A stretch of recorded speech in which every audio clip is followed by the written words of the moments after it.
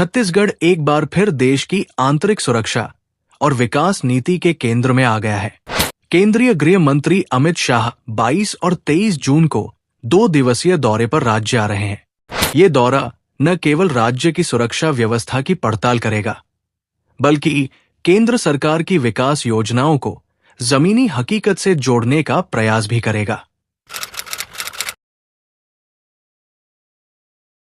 दौरे की शुरुआत नया रायपुर स्थित अटल नगर से होगी, जहां Amit Shah national forensic science university और सेंट्रल फॉरेंसिक साइंस लेबोरेटरी जैसे प्रमुख संस्थानों का उद्घाटन करेंगे।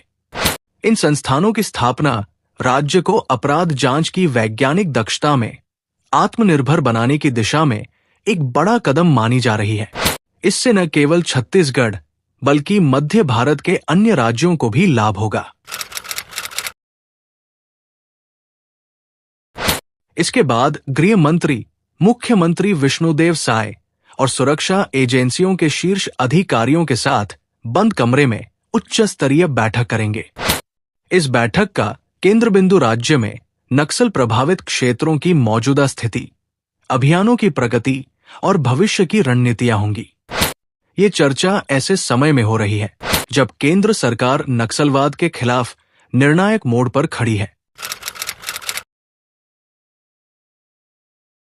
दौरे के दूसरे दिन गृह मंत्री नारायणपुर जिले का दौरा करेंगे, जो लंबे समय से नक्सल गतिविधियों का गढ़ रहा है।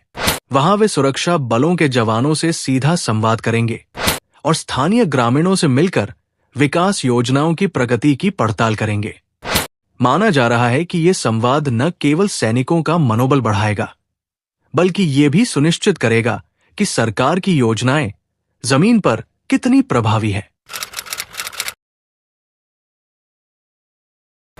शाह की ये यात्रा ऐसे समय हो रही है जब केंद्र सरकार नक्सलवाद के खिलाफ अंतिम रणनीतिक चरण की ओर बढ़ रही है। पिछले 1 साल में छत्तीसगढ़, झारखंड और ओडिशा में नक्सली घटनाओं में गिरावट दर्ज की गई है।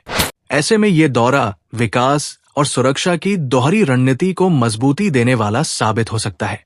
अमित शाह का ये दौरा सिर्फ एक राजनीतिक दौरा नहीं, बल्कि नक्सल बेल्ट में स्थायित्व और विश्वास की नई पटकथा लिखने की कोशिश है। ये साफ संकेत है कि केंद्र सरकार सुरक्षा और विकास दोनों मोर्चों पर निर्णायक कार्रवाई के मूड में है।